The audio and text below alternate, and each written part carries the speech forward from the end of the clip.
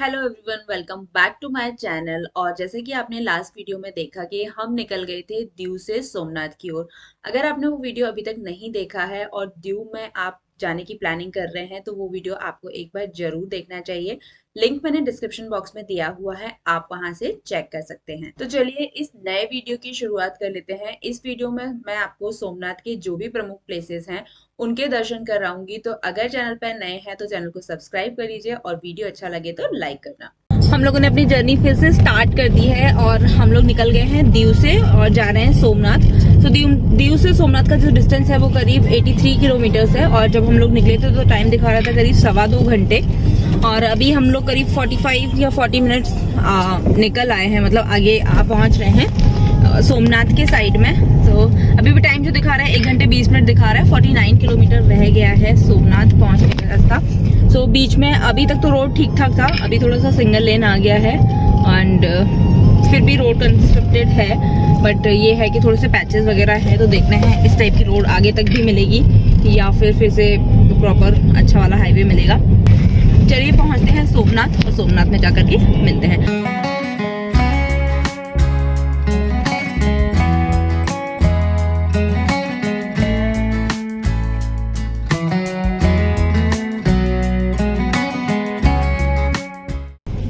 People हम लोग पहुंच गए हैं Shri Somnath trust guest house के बुकिंग ऑफिस में, जो कि है सोमनाथ में ही। तो इसका एड्रेस मैं डिटेल में दे दूंगी डिस्क्रिप्शन बॉक्स में। देखते हैं अभी हम लोग यहाँ पर रूम चेक करेंगे कि अवेलेबल है या नहीं। तो हमने कांटेक्ट किया था डायरेक्ट वेबसाइट से नंबर निकाल करके somnath.org। तो उसका लिंक भी मैं डिस्क्रिप्शन बॉक्स में दे दूंगी। वहाँ से मुझे एक नंबर मिला और डायरेक्टली यहाँ पर आने को बोला उन्होंने इस बुकिंग ऑफिस पर कांटेक्ट करने के लिए। अगर रूम अवेलेबल होगा तो वो यहाँ से बता देंगे। तो फ्रेंड्स, ट्रस्ट वाला रूम तो हमें नहीं मिला, बट मैं आपकी इन्फॉर्मेशन के लिए बता दूं कि जो ट्रस्ट के रूम होते हैं वो काफ़ी अच्छे एंड रीजनेबल बजट में होते हैं। हमारी प्रेफरेंस फर्स्ट वही थी, बट हम लोगों ने प्रायर बुकिंग नहीं की हुई थी। बट अगर आपकी ऐसी कोई प्लानिंग है तो आप प्रायर बुकिंग करके ही जाएं तो आपको रूम अवेलेबल हो जाएंगे वहां पर। इसके बाद हम लोगों ने ऐसे ही एक रैंडम होटल सर्च किया था, तो ये है होटल रिवर फ्रंट, जो कि मेन रोड पर ही है और सोमनाथ मंदिर से करीब 3 से 4 किलोमीटर की दूरी पर है। ठीक ठाक होटल था, हमें कुछ करीब करीब 1700-1800 रुपए में हमें मिला था ये होटल। आप चाहें तो यहाँ पर भी रुक सकते हैं। इसका फुल टूर वीडियो मेरे चैनल पर अवेलेबल है, आप चेक कर सकते हैं, लिंक डिस्क्रिप्शन बॉक्स में दिया हुआ है। एवरीवन, एक और नए दिन में आपका स्वागत है और आज हम लोग हैं सोमनाथ में और जा रहे हैं अभी मंदिर के दर्शन करने के लिए। हमारे होटल से सोमनाथ मंदिर का जो डिस्टेंस है वो करीब 3 किलोमीटर है। तो सुबह सुबह दर्शन कर लेते हैं अच्छे से। सोचा था 7 बजे मंगल आरती अटेंड करेंगे, बट आयु की तबीयत फिर से थोड़ी सी हमें ऐसी ही लग रही थी। तो अभी 8 बज रहे हैं, मतलब 8 बजे हम लोग निकल गए थे होटल से। अब पहुंचते हैं और देखते हैं कैसे दर्शन मिलते हैं। जितना मुझे पता है वहाँ पर फ़ोन ले जाना अलाउ नहीं है, तो जो भी होगा मैं आपको मंदिर से दर्शन करने के बाद आकर बताऊँगी। अब हम जा रहे हैं, ये सोमनाथ मंदिर का आई थिंक पार्किंग एरिया बनाया हुआ है, काफ़ी बड़ा सा है। सो यहाँ पर गाड़ी पार्क करेंगे और बताएंगे अगर यहाँ पर कोई पार्किंग चार्जेस लग रहे हैं तो। जी हाँ, हमें यहाँ पर पार्किंग चार्जेस देने हैं आई थिंक कुछ 50 रुपीज़।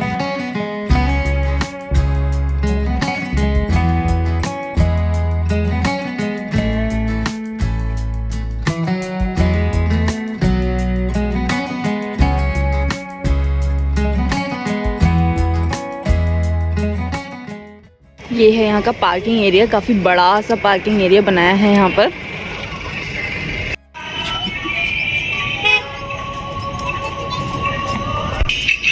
टेंपल परिसर में आपको वॉशरूम फैसिलिटी भी अवेलेबल है, 2-3 जगह वॉशरूम है यहाँ पर। सामने हम पहुँचने वाले हैं टेंपल की ओर। ये देखिए सामने मंदिर दिखने लगा है, कुछ ही दूरी पर हैं अब हम लोग। यहाँ पर एक चीज़ जो मैं फील कर पा रही हूँ वो ये है कि यहाँ पे जो फ़िश वाली स्मेल होती है ना, सी साइड पे जो फ़िश वाली स्मेल होती है वो बहुत ज़्यादा स्ट्रॉन्ग है ना।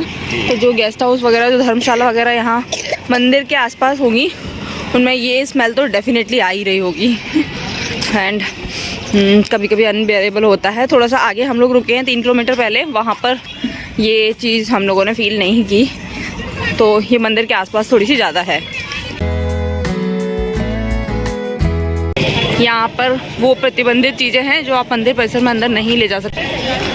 Mobile, camera, Handycam, battery, charger, electronics, कोई भी आइटम आप नहीं ले जा सकते।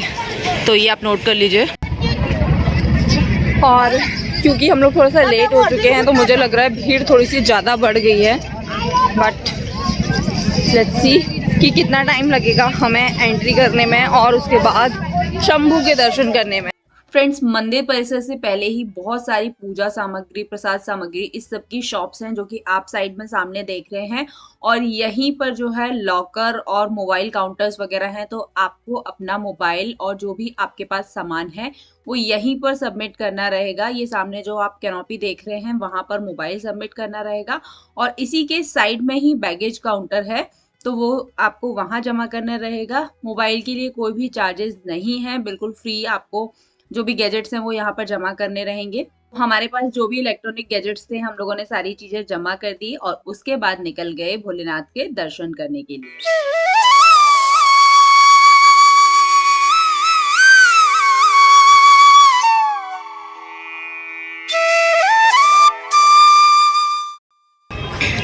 दर्शन हमारे हो गए हैं बहुत ही अच्छे से।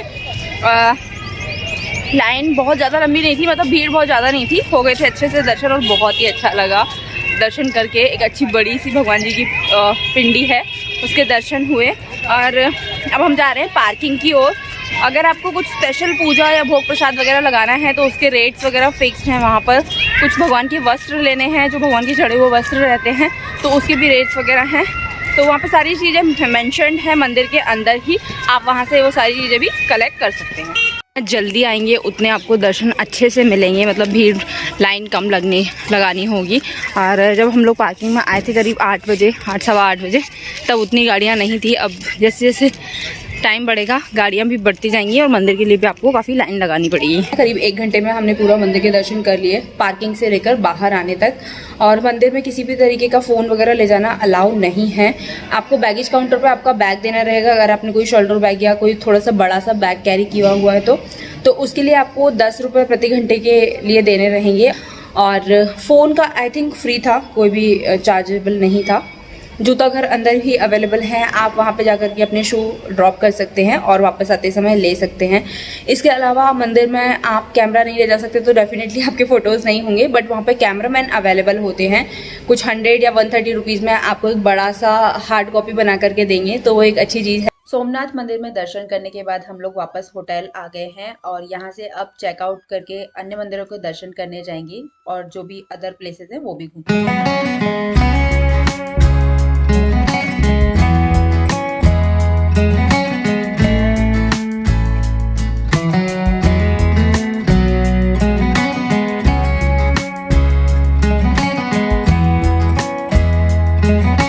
हैं त्रिवेणी संगम पर, जहाँ पर हिरन, कपिला और सरस्वती रिवर का संगम होता है।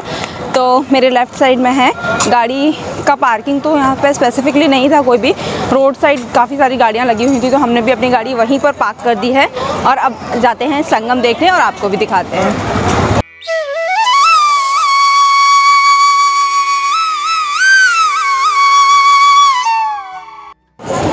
संगम पर मुझे थोड़ी सी भीड़ देखने को मिल रही है।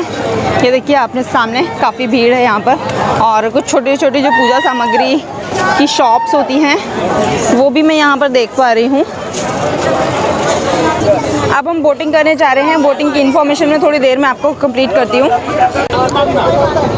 जैसे ही हम लोग यहाँ पर पहुँचे हमें ये बोट मिल गई थी, तो ये पर पर्सन के हिसाब से भी जाती है, और अगर आप पूरा बोट रिजर्व करके जाना चाहते हैं तो प्राइजेस मैं भी कंफर्म करूँगी। हम डायरेक्टली आ गए हैं, तो यहाँ पर सारे लोग बैठ गए हैं और हम फटाफट से त्रिवेणी का संगम देख कर आते हैं। वहाँ कहीं ये लोग बीच में ले जा करके त्रिवेणी का संगम दिखाते हैं, तो वो देखते हैं अब।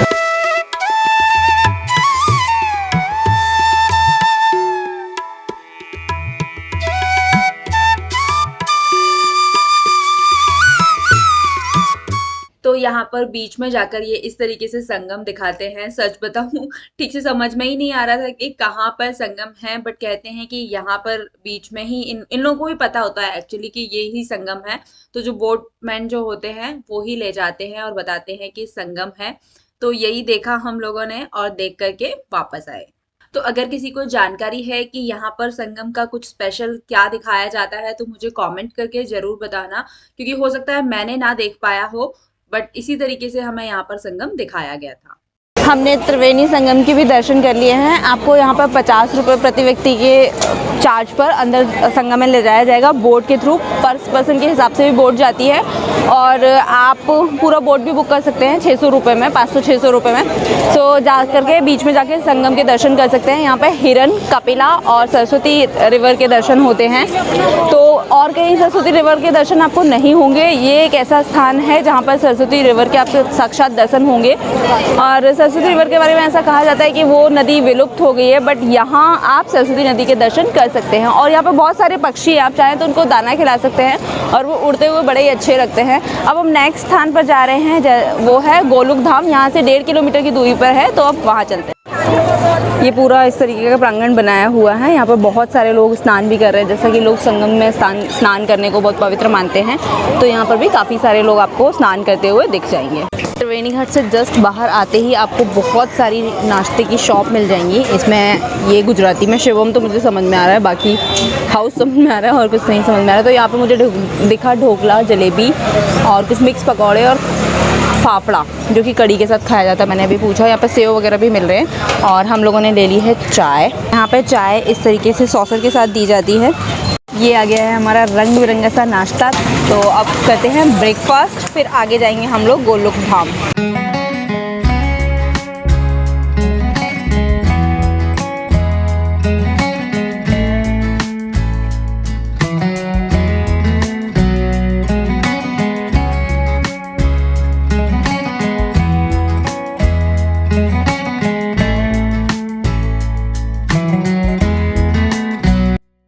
हम पहुंच गए हैं गोलोक धाम।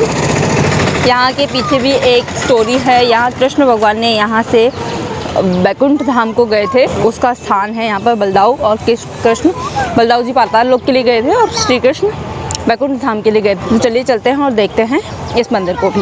यहाँ पे एक ही परिसर में काफ़ी सारे मंदिर हैं। ये सामने आप देख रहे हैं गोलोक धाम तीर्थ, देहोत्सव, गीता मंदिर, श्री लक्ष्मी नारायण मंदिर, कृष्ण चरण पादुका जी, बलदेव जी गुफा, ये सारी चीज़ें अंदर है। तो वो जा करके देखते हैं। सबसे पहले आपको जस्ट आप एंटर करेंगे गेट से, तो यहाँ पर मिलेगा गीता मंदिर। तो सबसे पहले हम करेंगे गीता मंदिर के दर्शन और देखते हैं। अंदर कैमरा अलाउ हुआ तो मैं आपको दर्शन कराऊंगी। एक बहुत ही सुंदर सी मुझे भगवान जी की मूर्ति दिख रही है।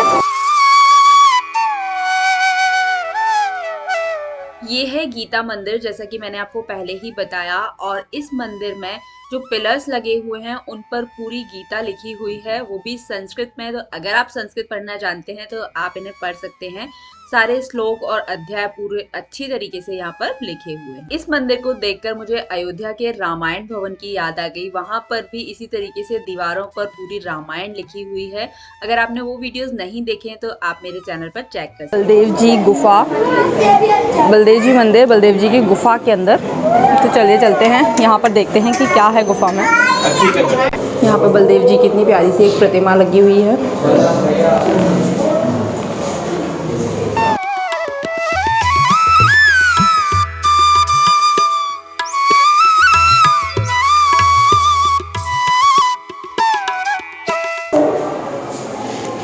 ये एक गुफा स्वरूप जगह है और यहाँ पर बिल्कुल भी भीड़ नहीं मिली है अभी। ये चरण पादुकाएं बन रही हैं और ये शेषनाग बने हुए हैं यहाँ पर।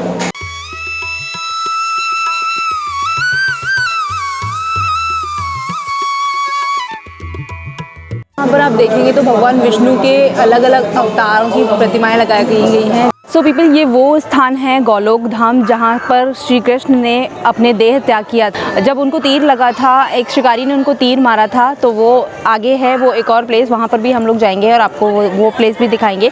बट ये जो प्लेस है जहाँ पर फिर वहाँ से तीर लगने के बाद भगवान कृष्ण यहाँ पर आए थे और यहाँ पर फाइनली उन्होंने देह को त्याग दिया था। सो ये स्थान की भी काफ़ी मान्यता है सोमनाथ के अंदर। और सोमनाथ मंदिर से करीब 3 से 4 किलोमीटर की डिस्टेंस पर ही है ये मंदिर। तो आप यहाँ आकर के भी एक ही प्रांगण में करीब 4 से 5 मंदिरों के दर्शन कर सकते हैं। अब हम दर्शन करेंगे श्री कृष्ण की जो चरण पादुकाएं बनी हुई हैं उसके। यहाँ पर हैं श्री कृष्ण भगवान की चरण पादुकाएं।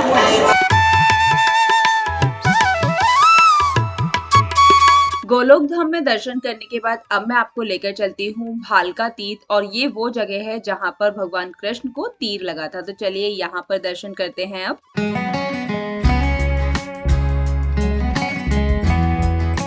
पीपल, अब मैं जा रही हूँ भालका तीर्थ मंदिर के दर्शन करने और आपको भी दर्शन कराती हूँ अंदर जा कर के। तो ये अगर आप सोमनाथ से द्वारका की ओर भी जा रहे हैं तो आई थिंक आपको उसी रास्ते पर पड़ेगा, तो आप वहाँ जाते वक्त भी यहाँ के दर्शन ले सकते हैं।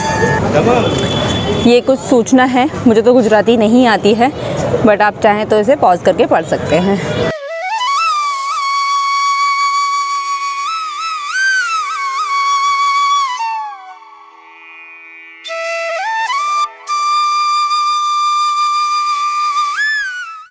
ये मंदिर भी बहुत ही सुंदर सा बना हुआ है। सामने आप जो देख रहे हैं मूर्ति, वो भगवान कृष्ण की मूर्ति है, और वो उसी तरीके से बैठे हुए हैं जैसे कि वो इस पेड़ के नीचे, जो कि आप पास में पेड़ देख रहे हैं, इसे करीब 500 साल पुराना बताया जाता है। और ये वही पेड़ है जिस पेड़ के नीचे भगवान कृष्ण बैठे हुए थे और उन्हें यहाँ पर ही तीर लगा था।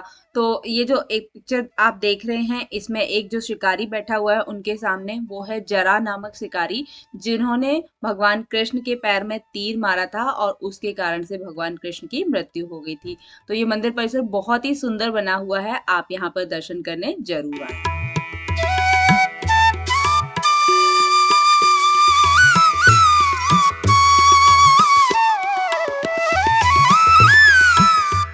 भालका तीर्थ मंदिर में जो भी पूजा अर्चना कराई जाती है, पूजा, तो उसके लिए रेट्स दिए गए हैं कि किस पूजा के लिए कितने रुपए आपको देने रहेंगे, और उसके अनुसार यहाँ पर आप पूजा भी करा सकते हैं। यहाँ पर इस बोर्ड पर इस मंदिर की और यहाँ पर जो शिकारी और भगवान कृष्ण है उनकी पूरी कहानी लिखी हुई है। आप चाहें तो इसे पॉज करके पढ़ सकते हैं। दोस्तों, सोमनाथ के ज्यादातर प्रमुख मंदिरों के दर्शन हम लोगों ने कर लिए हैं और अब हम लोग यहाँ से निकल रहे हैं द्वारका की ओर, जो कि यहाँ से करीब 233 किलोमीटर है। और सोमनाथ से द्वारका का जो रास्ता है बहुत ही सीनिक है, बिल्कुल सी साइड पर रहता है, मतलब काफी सारी जगहों पर आपको पास से ही समुद्र देखने को मिलेगा रोड के पास से। तो मैं वो भी आपको दिखाऊंगी, बस नेक्स्ट वीडियो में, क्योंकि ये वीडियो बहुत ही लंबा हो जाएगा। तो अगर वीडियो आपको अच्छा लगा हो तो लाइक करना, चैनल को सब्सक्राइब करना। चलिए मिलते हैं नेक्स्ट वीडियो में, till then bye bye, thank you for watching.